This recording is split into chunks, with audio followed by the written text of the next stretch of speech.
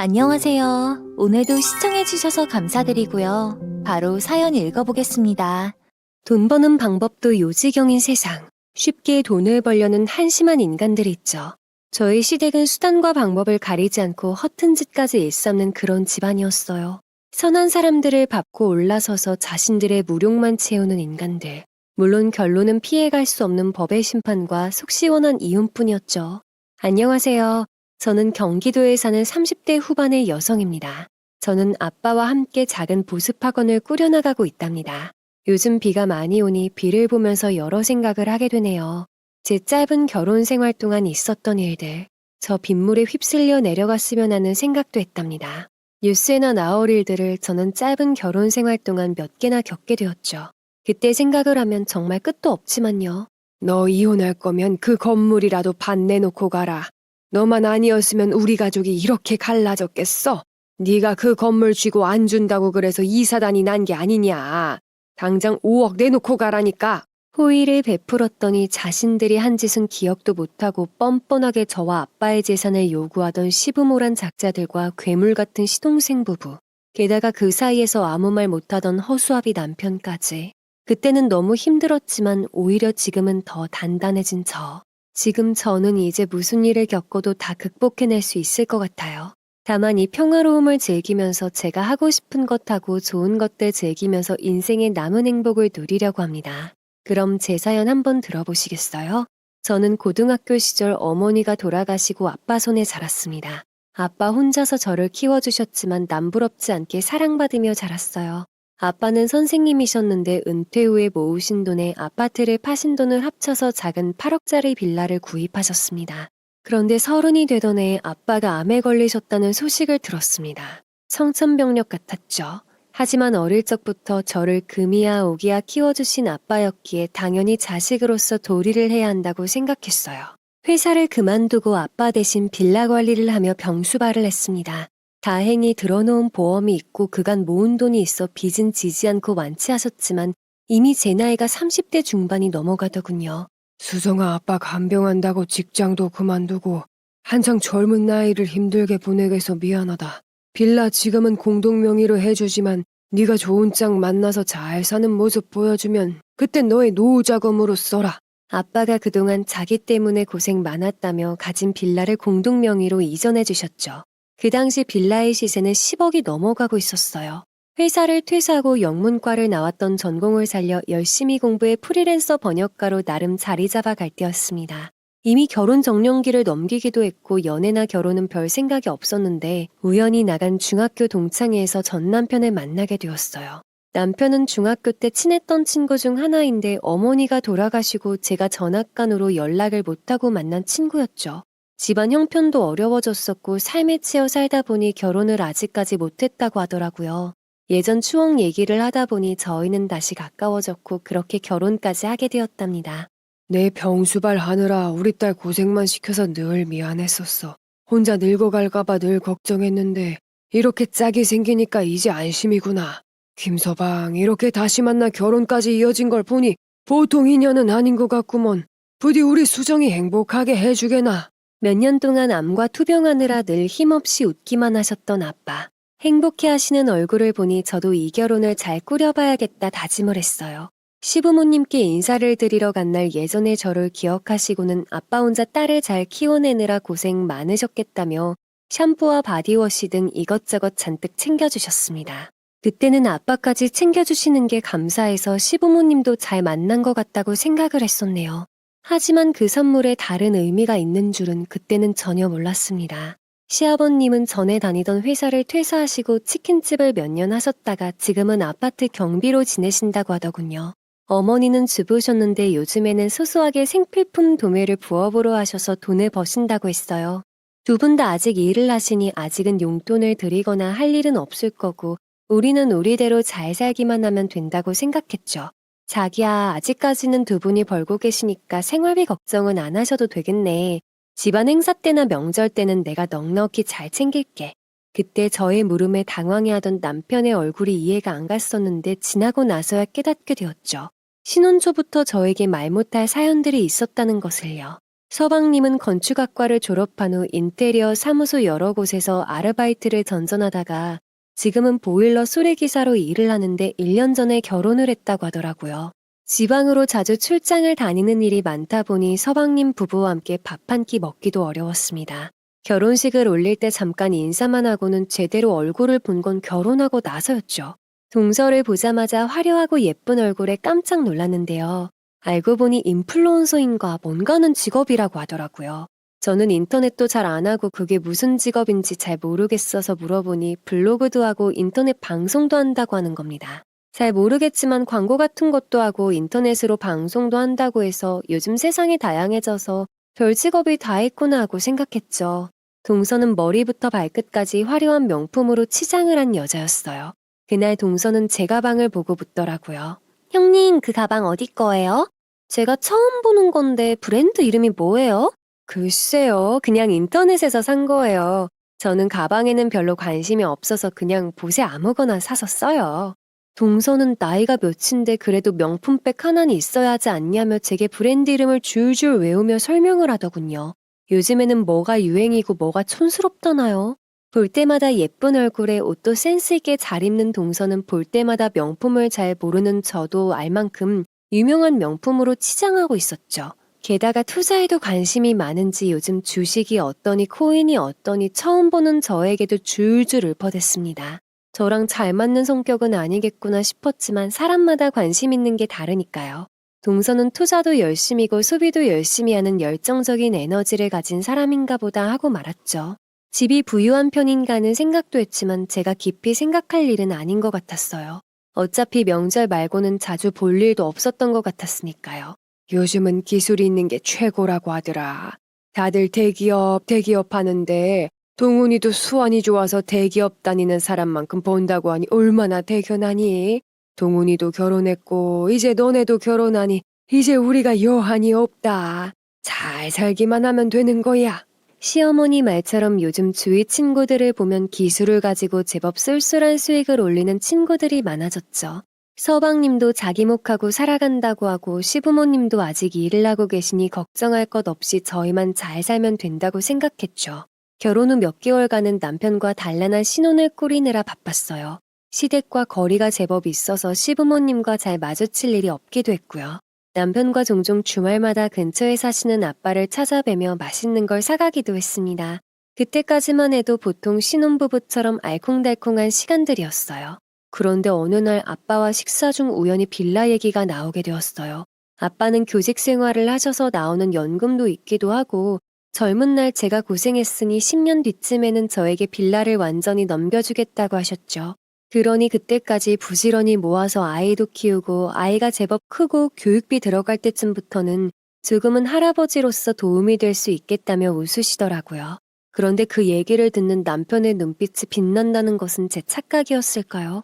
집에 가는데 남편이 빌라 이야기를 꼬치꼬치 캐물어 왔어요. 자기 아버지 빌라가 자기랑 공동명의였던 거였어? 왜 나한테 말 안 했던 거야? 명의상으로는 그렇긴 한데 아빠가 아프실 때 나한테 오랫동안 병간호해줘서 고맙다고 그냥 해주신 거고 별 의미가 없어. 그건 그냥 아빠 재산이라고 생각해서 말 안 한 거야. 나도 요구할 생각도 없고. 아빠 혼자서 나 키우느라 고생 많이 하셨으니까 돈 아끼지 말고 호강하시면서 사셨으면 좋겠거든. 그래도 아버님 공무원 연금도 꽤 나오실 텐데 어차피 자식이 자기 하나잖아. 역시나 기대하는 듯한 남편의 말에 이건 내 몫이 아니라고 생각한다. 그러니 덕볼 생각은 하지도 말아라 하면서 단단히 못을 박아뒀죠. 하지만 미련이 남은 남편은 장인어른이 조금만 도와주면 집도 금방 사고 아이도 낳을 수 있을 텐데 하며 입을 삐죽거렸답니다. 하지만 제가 단호하게 대처하자 더 이상 말을 꺼내지 않더군요. 첫 명절이 되어 시어머니가 제가 좋아하는 게장도 하고 고기를 좋은 걸로 사서 갈비찜도 재워놨다며 너희 시간만 괜찮으면 와서 얼굴도 보고 하루 자고 가라고 하시더라고요. 집 앞에 도착하자마자 맛있는 냄새가 집 밖까지 풍겼고 들어가니 하얀 쌀밥이 푸짐하게 퍼져 있고 시아버지가 다들 배고플 테니 어서 밥을 먹으라고 하셨어요. 서방님 부부가 마침 형수님이 과일을 좋아하신다고 해서 오는 길에 좋은 것들로 사왔다며 밥 먹고 깎아 먹으면 되겠다고 들고 오더라고요. 든든하게 밥을 먹고 과일까지 먹었는데 시어머니가 친정아빠의 빌라 이야기를 꺼내시는 겁니다. 아가, 그 빌라 한 동이 전부 네 친정 거라며. 더군다나 반은 벌써 네 거라고 하던데. 우리가 이 집에 산 지도 벌써 몇십 년이라 너무 낡게 돼서 말인데 우리가 빌라에 들어가서 살면 안 되겠냐? 사돈 좋다는 게 뭐니? 이럴 때 서로 돕고 살아야지. 네? 그 명의가 반은 제 거가 맞긴 한데요. 이 사람한테도 말했지만 저는 아빠 재산에 손댈 생각도 없고 도움을 받을 생각도 없어요. 그리고 비어있는 빌라도 없고요. 그게 무슨 서운한 소리냐. 이제 서로 남도 아니고 가족인데 어려울 때 돕고 살아야지. 막말로 사돈 저승 가실 때 많은 재산 짊어지고 가신다던? 그러지 말고 조만간 계약 끝나가는 걸로 한번 물어보기라도 해봐라. 저의 단호한 거절에도 시어머니는 두 번, 세 번 끈질기게 강요를 해왔습니다. 오늘 불러서 제가 좋아하는 음식들을 해먹인 이유가 이것 때문이었나 생각하니 배꼽에서 쓴물이 올라오는 것만 같았죠. 그 자리에서 함께 듣던 서방님과 동서도 눈이 휘둥그레져서는 형님 금수저였냐며 호들갑까지 떠는 바람에 그 자리가 몹시 불편하더군요. 저의 표정이 딱딱하게 굳는 것을 시아버님께서 보셨는지 시어머님에게 그만 좀 하라며 타박을 하시니 겨우 멈추셨답니다. 시어머님은 못마땅한 표정이었지만 시아버님의 말씀에 더는 빌라 이야기를 꺼내지 않았죠. 시아버님이 어색한 분위기를 풀어보려고 애를 쓰시는 모습에 저도 표정을 풀려고 노력을 했었네요. 적어도 시아버님은 그럴 생각이 없으신 것 같아 다행이라 생각했습니다. 저희는 분위기 전환으로 이런저런 이야기를 하다가 서방님 내외는 약속이 있다고 나갔고 저희는 서방님이 결혼 전에 쓰시던 작은 방으로 들어갔어요. 남편에게 빌라 이야기를 왜 해서 오늘 같은 일이 생기겠냐고 따지고 싶었지만 소리가 새어나갈까봐 참고 집에 가서 이야기하기로 하고 이불자리를 피기 시작했어요. 아가, 그 방에 얇은 이불 하나만 깔려 있을 거야. 날씨가 제법 쌀쌀하니 장롱에서 두꺼운 이불로 꺼내서 덮고 자거라. 알았지? 아버님의 말씀대로 장롱에서 이불을 꺼내는데 아래 박스들이 여러 개나 쌓여 있는 게 보였어요. 뭔가 싶어 보니 빨래 세제가 같은 게 10개나 쌓여 있더라고요. 이제 남편도 집에 없고 서방님도 집에 없을 때가 많은데 세제를 이렇게 많이 살 일이 있나 싶어 좀 이상한 느낌이 들었어요. 하지만 아까 시어머니와 신경을 곤두서서 그런지 피곤하여 대수롭지 않게 넘어가고 잠이 들었습니다. 그런데 더 이상하다는 걸 느낀 건 다음 날이었어요. 아침에 나와서 샤워를 하는데 문득 샴푸와 트리트먼트, 바디워시가 같은 브랜드인 게 아니겠어요? 게다가 주위를 둘러보니 수건에도 비누에도 특정 브랜드 각인이 되어 있더라고요. 이렇게 똑같은 브랜드를 쓰시는 게 좀 특이하다 싶었는데 샤워실에서 나와서 집을 둘러보니 왜 지금껏 못 알아챘을까 싶을 정도로 특정 브랜드 제품이 여기저기 눈에 띄었습니다.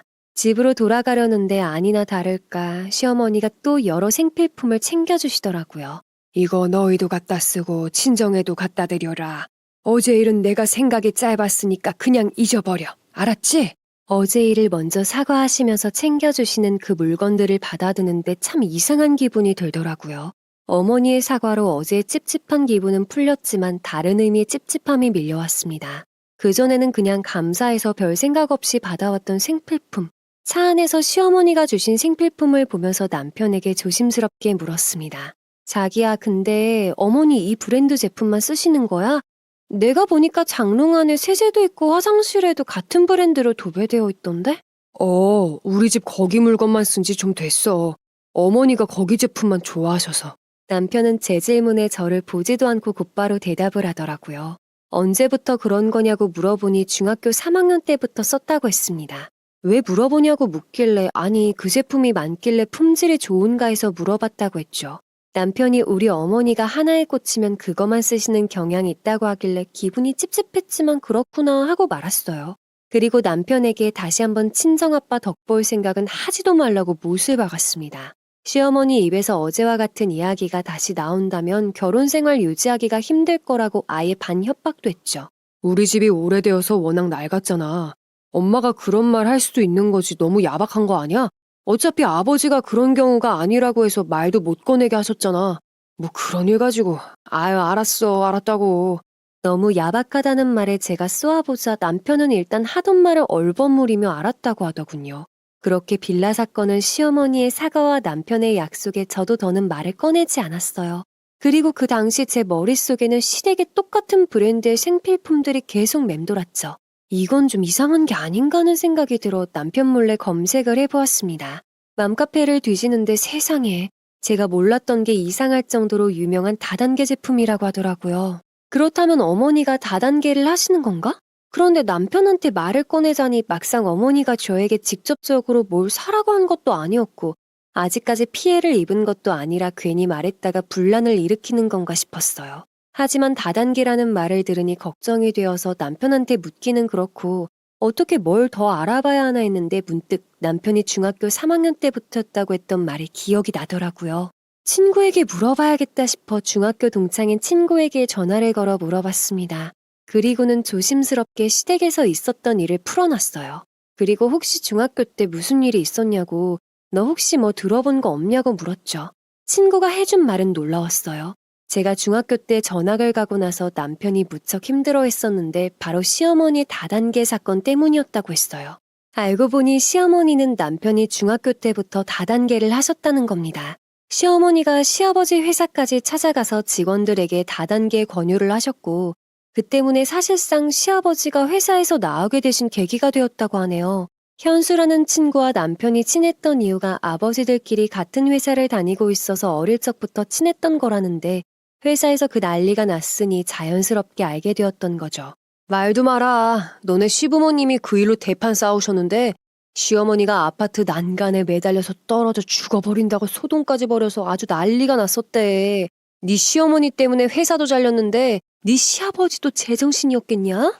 친구가 전하는 말을 듣고 문득 남편이 집안 형편이 어려워졌던 시기가 있었다고 했던 게 기억이 나더라고요.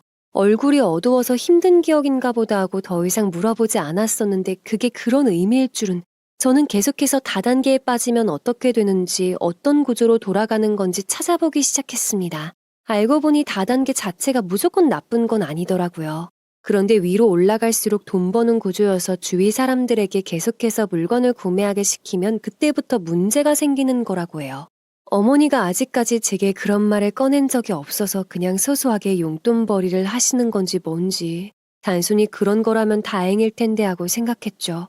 아무래도 남편에게 물어봐야겠다 싶어서 남편에게 넌지시 어머니 하시는 게 다단계 같은데 혹시 그거 위험한 거 아니냐며 걱정된다고 물어봤습니다. 그런데 남편이 얼굴이 붉어지며 갑자기 이상할 만큼 성을 내기 시작하더라고요. 다단계라니. 자기가 생각하는 그런 이상한 거 아니야. 그렇게 따지면 이 세상에 다단계 아닌 게 어딨냐? 핸드폰이나 전자기기 파는 곳은 다 다단계겠네? 아니, 나는 걱정이 되어서 물어본 거지. 자기 중학교 때 집 힘들었다면서. 그게 어머님이 다단계 하셔서 그런 거 아니야? 그래, 그건 맞아. 근데 우리 어머니 어릴 적부터 가족들 뒷바라지 하느라 진짜 힘드셨다고. 그래서 우울증 오셔서 소일거리로 시작하신 거야. 지금까지 너한테 어머니가 뭐 강요한 적 있어? 그냥 항상 챙겨주시기만 했잖아. 가족들 위해서 준비해 주셨는데 그렇게 뒤에서 알아보고 어머니 비난할 필요가 있냐고. 제가 어머니를 의심하는 것이 기분이 나빴는지 남편은 흥분해서는 어머니의 뒷조사를 했냐면서 저를 비난했습니다.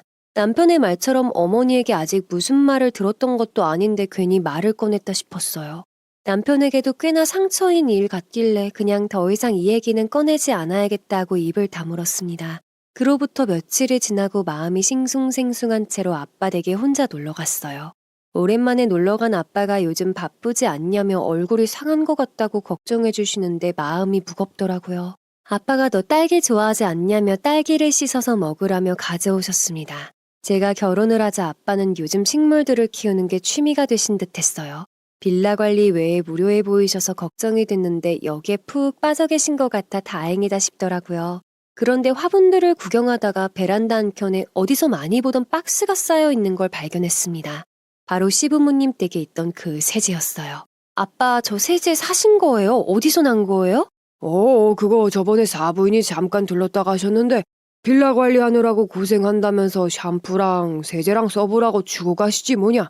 아빠 혼자 있다고 챙겨주시는데 얼마나 고맙던지. 웃으시며 감사한 일이지 않냐며 좋아하시는 아빠를 보면서 제 마음만 심란해 왔었네요.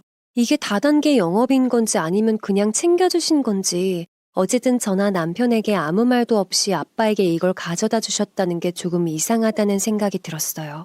하지만 여전히 아빠한테 말씀드려야 하나 고민이 되더라고요. 늦은 나이에 결혼해서 제가 잘 살기만을 바라신 아빠한테 차마 시어머니가 다단계인 것 같다는 말을 꺼내기가 망설여졌습니다. 내 얼굴에 침 뱉게 하는 것 같기도 하고요. 그래서 괜히 맘에 안 드는데 안 쓰던 거 쓸 필요 없다며 아빠 쓰던 거 쓰라고 내가 사주겠다고 하고 집을 나섰죠. 하지만 정말 이게 시어머니의 단순한 호의였다면 제가 이 사연을 보내지 않았겠죠? 맞습니다. 바로 저희 아빠를 끌어들이려는 수작의 초입이었던 거였죠. 몇 달이 지나고 아빠의 건강검진이 있어 모시고 가려고 빌라 앞으로 가던 참이었어요. 그런데 주차장에 어디서 많이 본 것 같은 차가 한 대 서 있더군요. 시어머니가 후진을 하다가 오른쪽 뒷 범퍼에 담벼락 파란 페인트가 묻었다고 하시던 기억이 나서 번호판을 확인하니 역시나 시어머니 차가 맞았어요. 왜 어머니 차가 여기 있지 하는 생각을 하며 계단으로 올라가는데 뭔가 언성 높아지는 소리가 들리더라고요. 사돈도 저희 제품 써보셨잖아요. 이거 좋다고 하시지 않으셨어요? 이제 은퇴하시고 노후자금 불려서 나중에 자식들 여행도 보내주고 하셔야죠. 나중에 손주들한테 용돈 주는 멋진 할아버지 되고 싶지 않으세요? 바로 시어머니와 아빠의 목소리였어요. 이게 대체 무슨 일인가 싶어 단숨에 뛰어 올라가서 소리를 질렀습니다. 아니 어머니 여기 무슨 일이세요? 방금 그건 또 무슨 얘기예요? 시어머니는 당황한 얼굴로 언제 왔냐고 물으시며 주춤하고 뒤로 물러서시더라고요. 아니 이번에 좋은 귤이 몇 박스 들어왔더라고. 너희 시아버지가 이거 사돈도 드리자고 해서 내가 이쪽 볼일 보러 온 김에 한 박스 드리러 온 거야. 신경 쓰지 마라. 들어가서 같이 먹어. 나는 바쁜 일이 있어서 먼저 가보마. 제가 황당한 표정을 하고 서 있으니 시어머니는 황급하게 계단을 내려가시더군요. 누가 들어도 이건 다단계 얘기 같았어요. 아빠한테 이게 무슨 일이냐며 빨리 털어놓으라고 아빠를 독촉했습니다. 아빠는 한숨을 푹 내쉬면서 일단 안으로 들어오라고 하시더라고요. 들어가니 또 신발 놓는 곳에 세제와 샴푸가 몇 박스나 쌓여 있었어요. 열이 받아서 발로 밀어 옆으로 치워놓고 아빠한테 당장 무슨 얘긴지 말해보라고 했어요. 알고 보니 시어머니는 몇 달 전부터 꾸준히 아빠께 다단계 물품을 강매해오고 있었습니다. 처음엔 네 얘기를 하며 챙겨주시길래 사돈도 챙겨주시고 감사한 마음이 들지 뭐냐. 근데 요즘 실적이 안 좋아서 생활이 힘들다고 하시는데 그냥 듣고만 있을 수가 있어야지. 그래서 몇 개 사드렸을 뿐이야. 그런데 일주일 전부터 매일 찾아와서 저렇게 영업을 하시는구나. 그럼 진작에 저한테 말씀을 하시지 그랬어요. 왜 그걸 다 사주고 계셨냐고요. 안 되겠어요. 더 이상은 시어머니가 찾아와도 문도 열어주지 마세요. 제가 화를 내니 아빠는 혹시라도 저의 결혼 생활에 금이 갈까봐 내색을 못했다고 하시는데 눈시울이 뜨거워오더라고요. 화가 난 상태로 집에 돌아오니 남편이 오랜만에 빨리 퇴근해서 소파에 누워있더라고요. 제가 먼저 따지려고 하는데 남편이 먼저 선수를 치면서 대화 좀 하자고 하는 겁니다. 시어머니한테 미리 무슨 말을 들었나 싶어 어색한 분위기로 식탁에 앉았습니다. 자기야, 어머니한테 대충 상황 들었어. 화나겠지만 상황 한번 들어줘. 내가 설명해 줄게. 남편에 의하면 알고 보니 서방님네가 코인에 크게 투자를 했다가 꽤 큰 빚을 졌다고 하더군요. 게다가 요즘 대기업 보일러들이 서방님네 업체를 다 쫓아내고 그 자리를 차지해서 최근 거의 돈을 벌지 못했다나요? 그래서 최근 몇 달간 거의 일감도 없었다고 해요. 그래서 어머니가 더 그러셨던 것 같다고. 말을 듣고 보니 어쩐지 요즘 동서가 만날 때마다 조용했다는 생각이 들긴 하더라고요. 알겠어. 이번은 내가 그냥 넘어갈게. 근데 그래도 나는 이 상황이 꽤 불쾌해. 나한테 얘기하신 것도 아니고 몰래 우리 아빠를 찾아가신 거잖아. 우리 아빠는 사돈 관계인데 어떻게 싫어도 싫다고 대놓고 말하실 수 있겠어. 앞으로 이런 일 없었음에. 남편은 알겠다며 자기가 엄마한테 제대로 말하겠다며 이번은 넘어가 달라고 했죠. 시어머니가 다단계에 빠져 있다고 하셨을 때 불안한 마음이 들었었는데 게다가 이번에 시작하신 것도 아니고 예전부터 쭉 계속 해오셨다면 시어머니의 저런 강매가 이게 끝이 아닐 수도 있겠다 싶어 두렵기도 했습니다. 하지만 당장 제가 본 피해가 없으니 이걸로 남편과 이혼까지 생각하기엔 너무 섣부른 게 아닌가 하는 생각이 들었죠. 늦게 결혼한 만큼 잘 살고 싶었거든요. 일주일이 지나고 저번에 갔었던 아빠의 건강검진 결과가 나오는 날이라 찾아갔어요. 결과를 보면서 얘기를 하고 있는데 마침 아빠의 핸드폰 벨소리가 요란하게 울리는 게 아니겠어요. 그런데 화면을 슬쩍 보니 화면에 보이는 건 사부인이라는 글자였어요. 아빠는 쉿하며 손으로 조용히 하라는 표시를 하고 당황한 표정으로 전화를 받으셨습니다. 그런데 받자마자 쩌렁쩌렁하게 목소리가 전화 밖으로 새어나오더라고요. 시어머니는 평소에도 목소리가 좀 크신 편이었거든요. 사돈, 제가 저번에 말했던 거 생각해 보셨어요? 아무리 봐도 이번만한 기회가 없어요. 고민되시면 빌라 대출 받으면 투자금 나오잖아요. 건물이 100억짜린데 1억이야 금방 갚는다고요. 그걸로 하시면 되는 거잖아요. 사부인, 그래도 제가 거기까진 도와드리기가 힘들어요. 이 건물에 대출도 아직 남아있기도 하고요. 사돈이 평생 공무원 생활만 해서 뭘 모르나 본데 재산이란 게 원래 투자를 안 하면 무용지물이에요. 요즘 애도 안 낳는다고 하던데 이러다 인구 줄어들고 하면 빌라 그거 월세 받는 거 공실 날지 언제 알겠어요? 다른 쪽으로도 돈 벌 기회 있을 때 한번 생각해 보셔야죠. 대체 이게 무슨 소린가 싶어 황당한 표정으로 아빠를 쳐다보니 아빠가 난감한 표정을 지으시더라고요. 전화기를 빼서 소리를 질렀습니다. 아니 어머니 이게 다 무슨 소리예요? 대출이라뇨? 아빠한테 지금 다단계 대출 받아서 투자하라고 하시는 말이 맞아요? 아유, 깜짝이야. 너 거기가 있었니? 아니, 별 얘기 아니야. 그냥 좋은 기회가 있어서 말씀드린 건데 네가 오해할 만했을 수 있겠다. 나중에 또 얘기하자. 전화를 끊고 아빠를 쳐다보니 아빠가 저를 바라보시며 한숨을 쉬셨습니다. 그리고서는 아빠가 핸드폰을 꺼내서 문자를 보여주는 게 아니겠어요. 저번에 그렇게 돌아간 후로도 계속해서 연락이 왔었다고요. 몇 번이나 거절했는데도요. 시어머니랑 며느리 관계가 쉽지가 않은 만큼 제 생각을 하니 차마 매몰차게 하기가 힘들었다고요. 열이 받아서 남편에게 당신 나랑 얘기 좀 해야겠다고 전화를 걸어 소리를 질렀습니다. 다른 곳으로 빠지지 말고 곧장 집으로 오라고 했죠. 집에 가니 남편이 또 선수를 치듯이 제 손을 잡고 제게 말을 하더라고요. 자기야, 어머니한테 얘기 대충 들었어. 어머님이 찾아가서 장인어른한테 이번에도 물건 몇 개 사달라고 하셨다면서. 근데 얘기 앞뒤를 자르니까 자기가 좀 오해할 수도 있었겠다고, 오해하지 말라고 하시라고 너무 급하셨나 봐. 아니 물건 몇 개 사달라는 게 아니던데? 내가 뭘 들었는지 알아?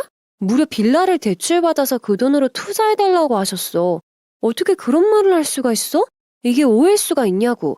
게다가 저번에 자기 선에서 해결한다고 했는데 전혀 해결이 된 게 아니잖아. 정말 제대로 말한 거 맞아? 남편은 고개를 푹 숙이며 사실 어머니가 요즘 회사에서 왕따를 당해서 실적을 내야 한다는 급한 마음에 그러셨던 것 같다며 미안하다고 했습니다. 주위 사람들이 모두 승진하는데 자기만 아니어서 너무 힘든 시간을 보내고 있다나요? 이야기를 듣는 저는 이미 남편도 다단계를 계속 하신다는 걸 알고 있었구나 하고 괘씸한 마음이 들었습니다.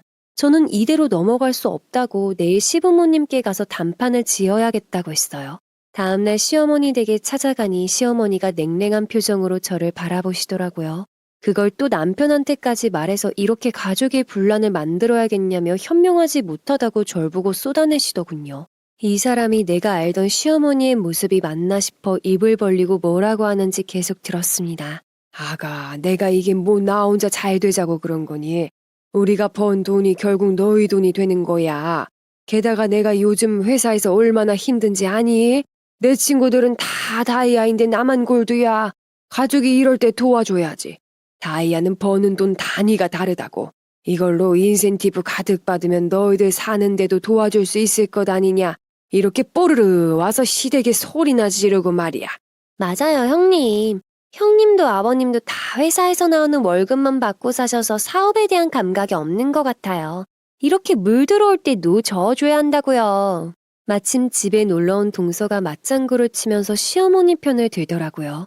돈은 불려야 점점 불어나는 거라며 요즘 시대에 자산을 썩히는 건 너무 아까운 일이니 많이 하는 소리를 하더라고요. 오히려 적반하장으로 저에게 소리를 지르는 시어머니의 모습을 보고 기가 찼습니다. 게다가 동서는 어떤지요? 옆에서 거드는데 뭘 잘했다고 저러는 건지 콱 쥐어받고 싶더라고요. 반성하는 건 기대도 안 했지만 형식적인 사과라도 할 줄 알았어요.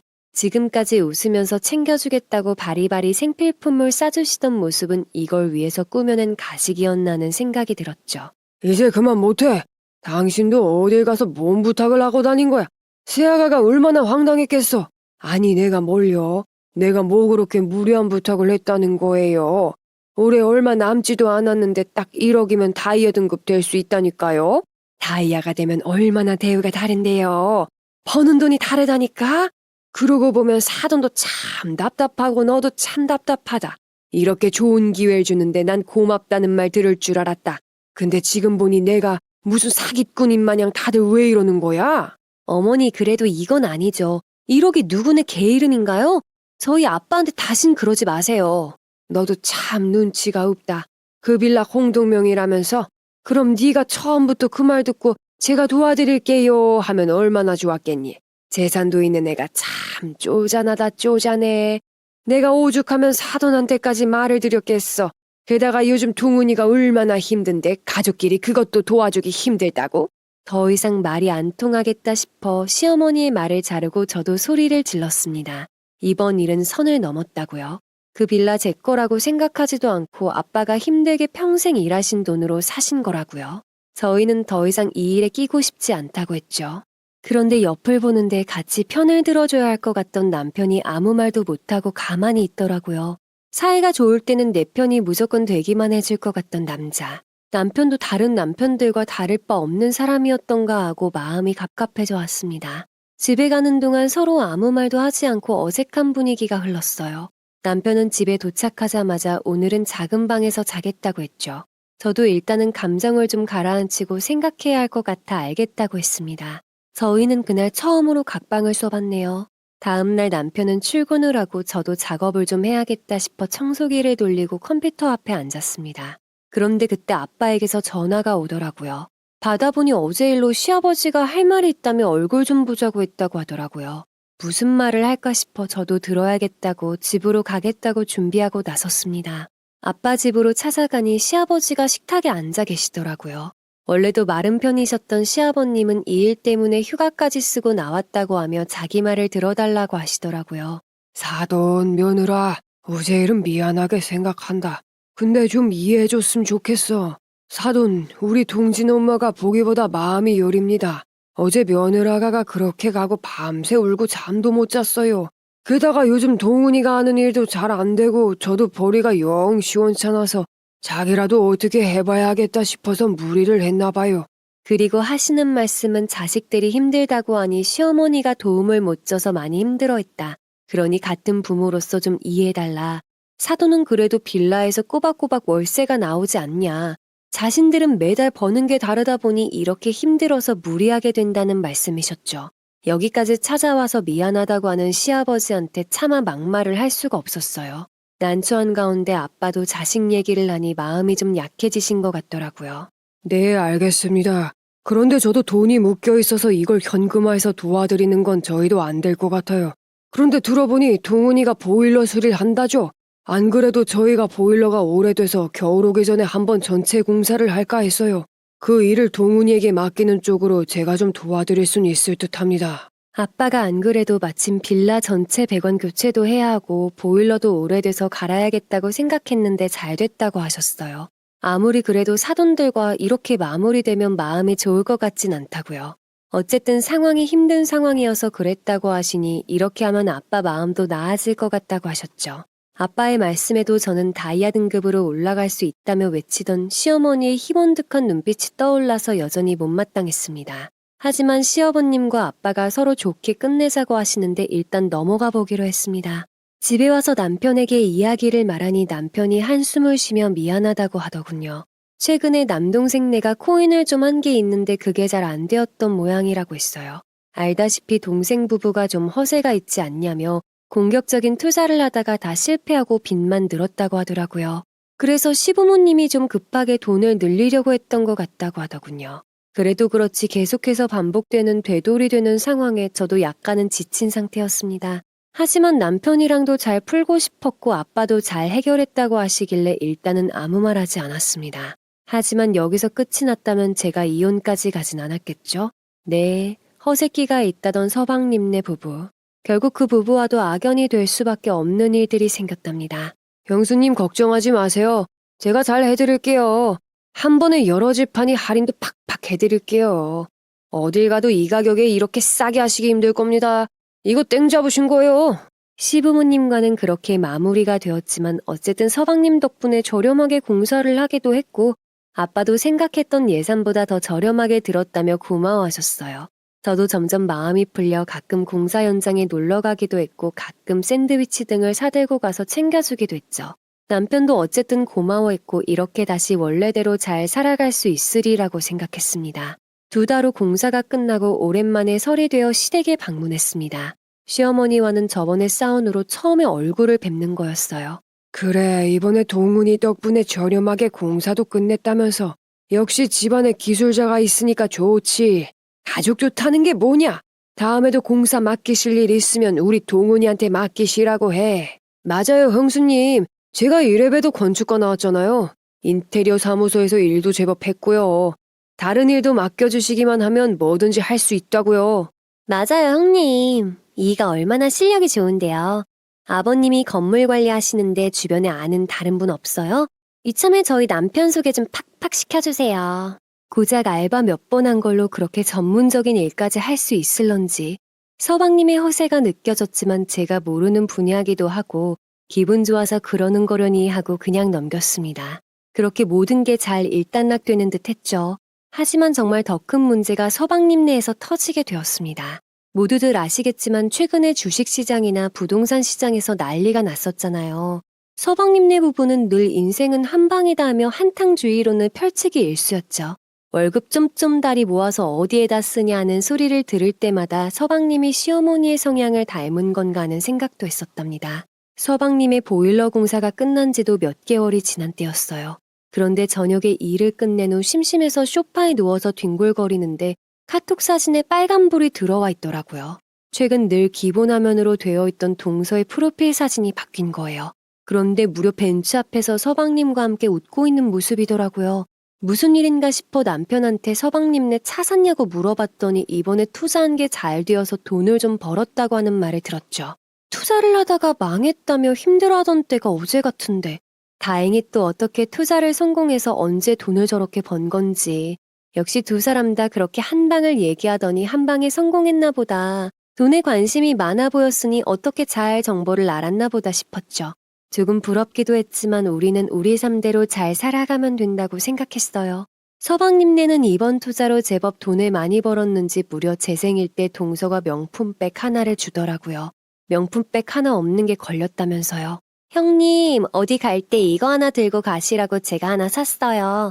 이제 우리가 어린 대학생도 아닌데 언제까지 싸구려 가방 들고 다니실 거예요. 이번에 일이 잘 돼서 제가 드리는 거니까 그냥 받으세요. 괜찮다며 연거푸 거절했지만 계속 받으라는 동서의 말에 지금까지 동서를 좀 오해했나? 하는 마음에 미안하기도 하더라고요. 봐봐, 동훈이가 마음이 나쁜 애가 아니라니까. 그냥 돈이 없어서 그때는 절박해서 걔도 엄마도 그랬던 거야. 자기도 막상 미안해지지? 그래, 내가 좀 아빠 일 때문에 흥분했었나 봐. 미안해. 아빠한테도 이 일을 말씀드렸더니 안 그래도 시동생네가 힘들다고 해서 계속 마음에 걸리셨대요. 그런데 보일러 공사를 발판으로 더 잘 되었다고 하니 정말 마음이 놓인다고 하셨죠. 그래도 가족끼리 잘 지내면 좋지 않겠냐 하시며 허허 웃으셨습니다. 그러던 어느 날이었어요. 남편과 함께 TV를 보며 수다를 떨고 있는데 뉴스가 나오더라고요. 전국적으로 몰래카메라를 유통하고 설치한 대규모 조직이 잡혔다나요? 끔찍한 일이었죠. 저런 사람들이 있나 싶어 남편과 욕을 하고 있는데 그때 마침 남편의 전화벨이 울렸어요. 아버지, 그게 무슨 소리세요? 동훈이가 몰래카메라요? 전화를 끊고 무슨 일이냐고 물어보자 남편이 황당한 얼굴로 저를 바라보더군요. 시아버지의 전화인데 서방님이 보일러를 설치하면서 몰래카메라를 설치했다는 겁니다. 지금 경찰서에서 혐의를 조사받는 중이라고요. 이게 다 무슨 일인가 싶어 둘 다 서둘러 경찰서로 갔는데 저희가 본 풍경은 정말 난리도 그런 난리가 없었습니다. 동서는 서방님의 머리를 뜯고 있고 시어머니는 그 옆에서 동서의 머리를 쥐면서 욕을 하고 있더군요. 바닥에는 동서의 명품백이 찢겨져 내동댕이 쳐져 있었죠. 경찰들은 세 사람을 때려고 한 명씩 한 사람을 끌어내고 있었는데 정말 저희만 보기 아까울 정도였습니다. 너 때문에 우리 동훈이가 이 상황이 된 거 아니냐?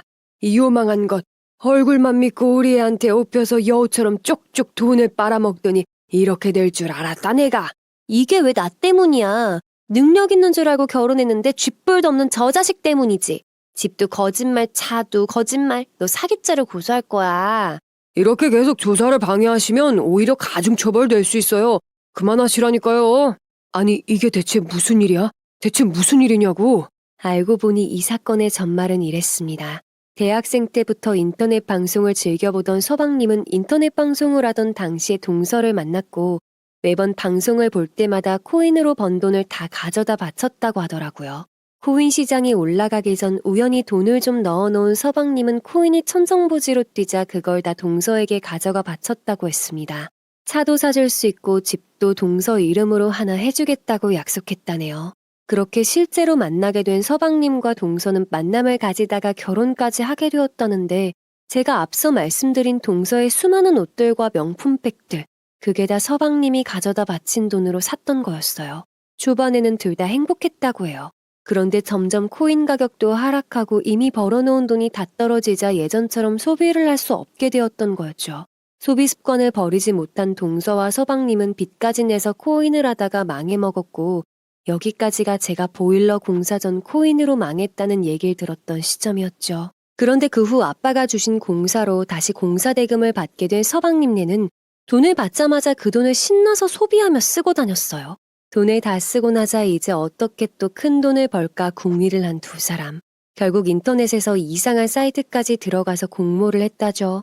서방님의 직업을 이용해 몰래카메라를 일반 가정집에 설치하고 수리 요청이 올 때마다 그걸 회수해서 팔아넘기는 방식으로 이미 선금을 받은 서방님네는 그 돈으로 그렇게 차도 사고 가방도 사댔던 거였습니다.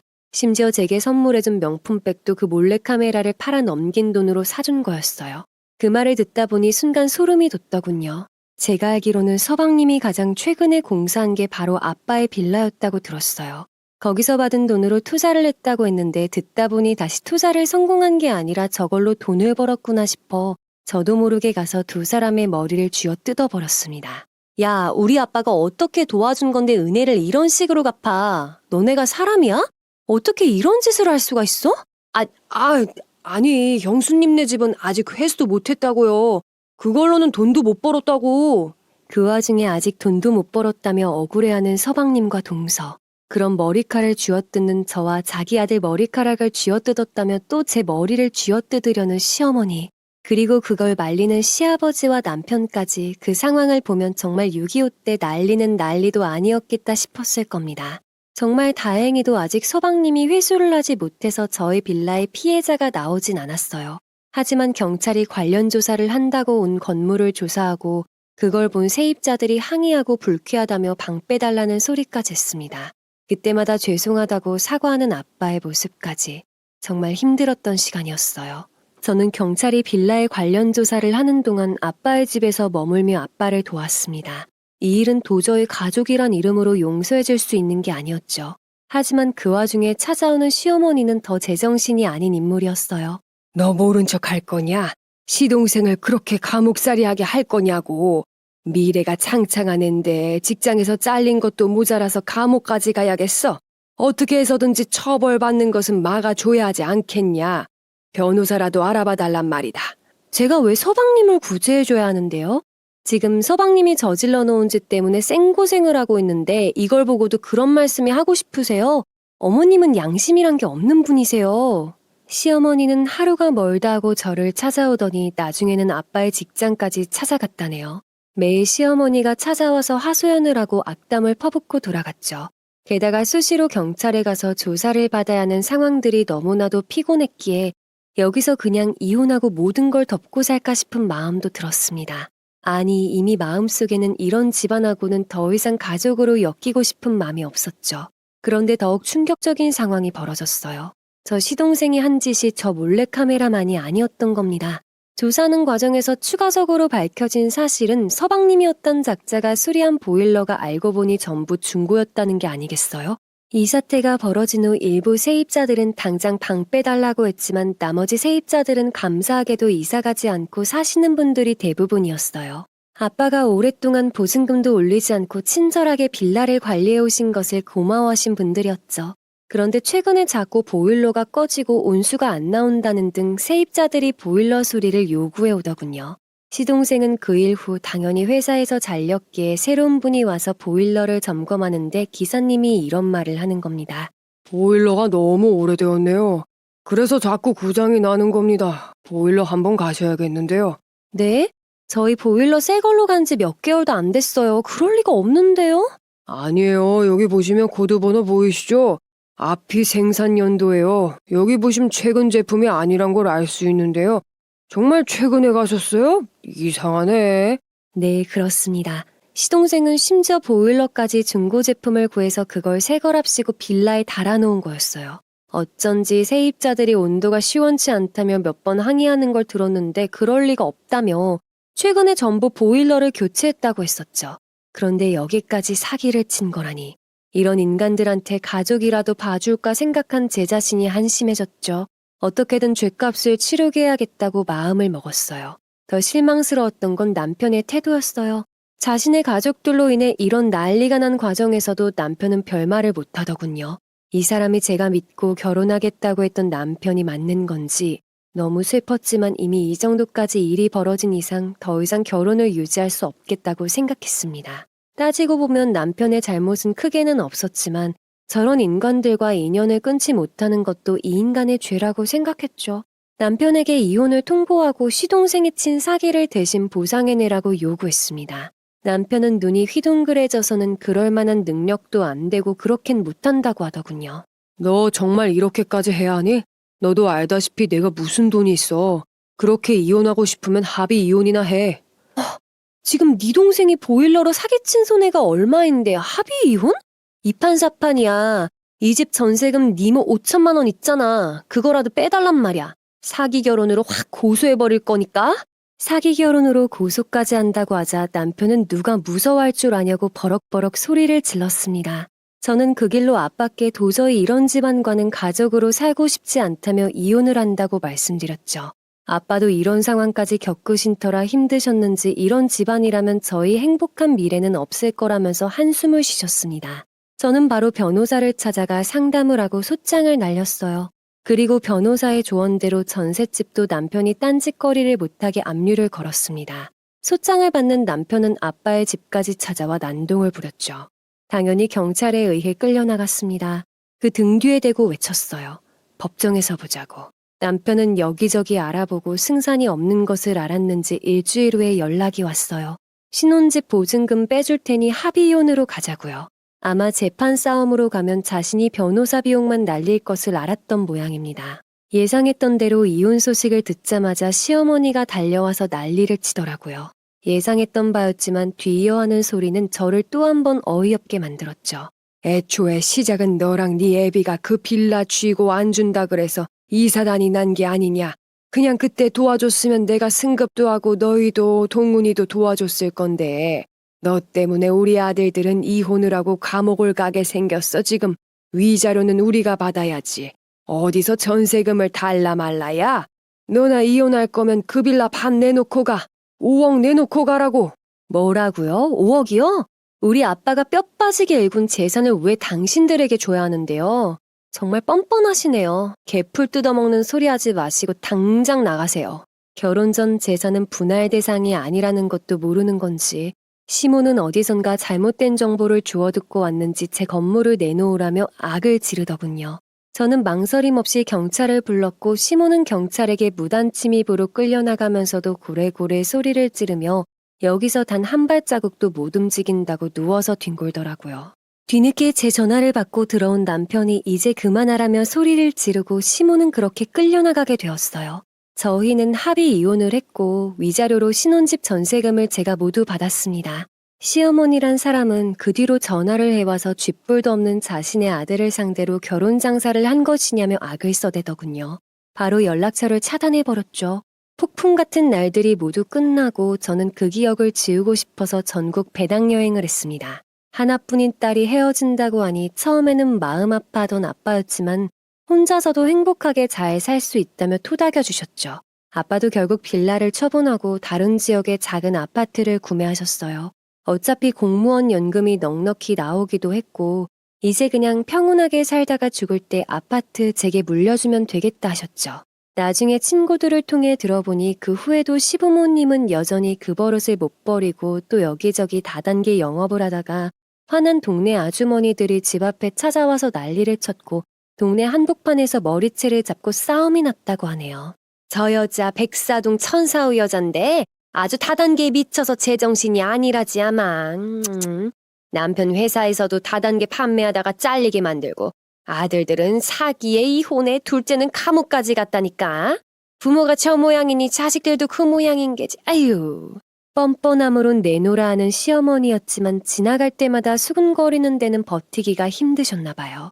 결국 그 동네를 떠났다고 하더라고요. 시동생은 직접적인 피해자가 없어 아주 큰 형량을 받진 않았지만 몰래카메라를 유통하고 또 보일러 기사라는 직업을 이용해서 설치를 했다는 점이 가중처벌되어 3년형을 받았다고 들었습니다.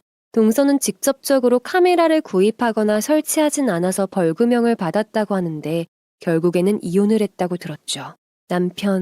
전 남편은 뭐라고 사는지 알 수가 없더라고요. 듣기로는 회사를 그만뒀다고 하던데 종종 어릴 적 웃고 떠들었던 남편과의 추억이 생각나서 우리가 왜 이렇게 됐나, 애초에 만나지 않았으면 좋았을까 하고 조금 씁쓸해질 때도 있었지만 이제 끝난 인연이 아니겠어요. 결국 부모와 형제와의 인연을 끝내지 못하면 어떤 식으로든 그는 다시 비슷한 상황을 겪게 되겠죠. 저는 최근에 학원을 하나 차렸답니다. 선생님이었던 아빠의 경험과 영문과를 나온 채 전공과 번역 일을 했던 경험을 살려서 아이들을 가르치고 있어요.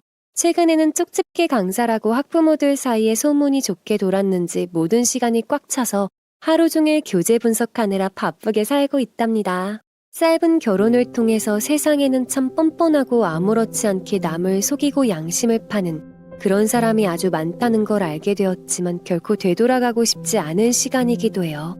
비록 이혼으로 끝난 결혼이지만 제 인생은 또 아직 길게 남아있기에 앞으로 제가 뭘 하고 싶은지 휘둘리지 않고 생각하며 살아볼 생각입니다.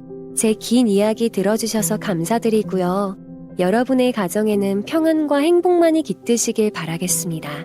구독과 좋아요, 알림 설정 부탁드립니다.